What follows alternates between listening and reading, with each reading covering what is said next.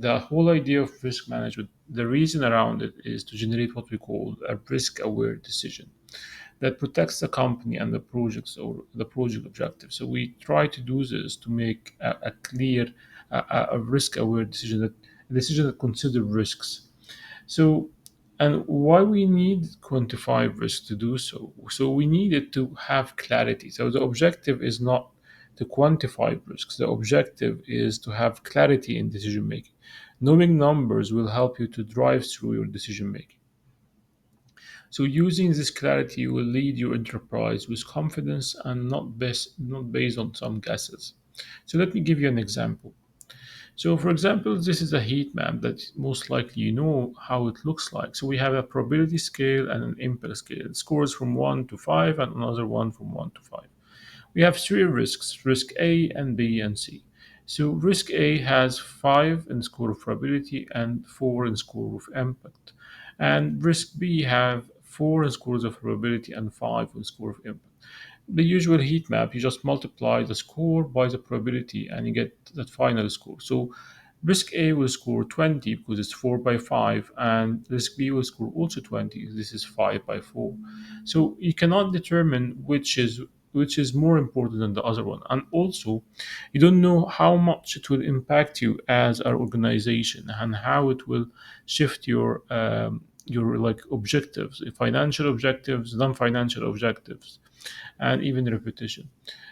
So, on another side, that if we started quantifying risks with very simple math, we are not going to get into like Monte Carlo simulation tools or things. We're just using very simple, basic uh, quantification tools as a starting point, and we're going to have for example, we know that risk A is almost expected to cost us 16 million, risk B is 8 million, and risk C is 3 million.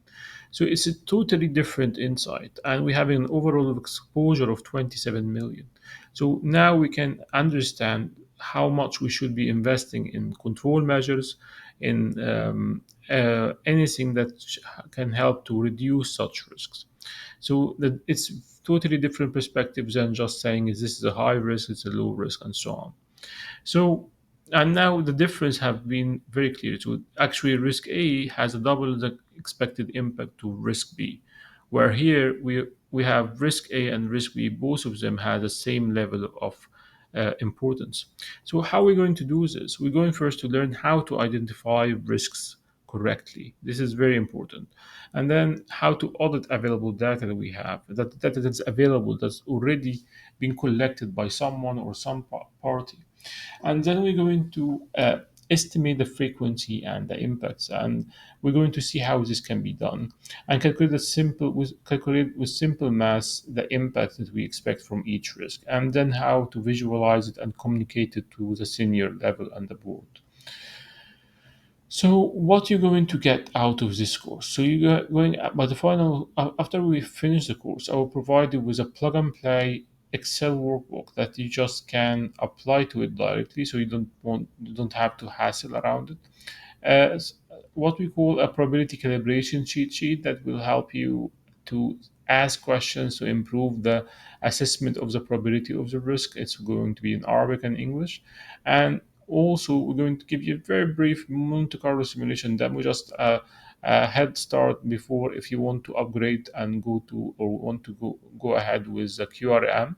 And this course is now a prerequisite to getting the QRM certificate, the Qualified Risk Manager certificate, to ensure that you have at least the basic understanding of quantifying risk before you proceed. And we're going to have case studies. So we're going to have case studies around um, banks anti-money laundering system upgrade. So we're going to have example how much we should be investing in anti-money laundering upgrade against how many incidents we have. Data protection fine scenario. What how we should be securing our data protection to enhance it. A hospital ransomware outage. So we're not only looking at like financial risk, we also will look at reputational risk. How is this will impact us as a reputation company or as a company. And also, another example, laptops. For example, we need a case study that we are asking ourselves: should we extend the warranty of the laptops or not? And seeing, does it worth it or does it not worth it?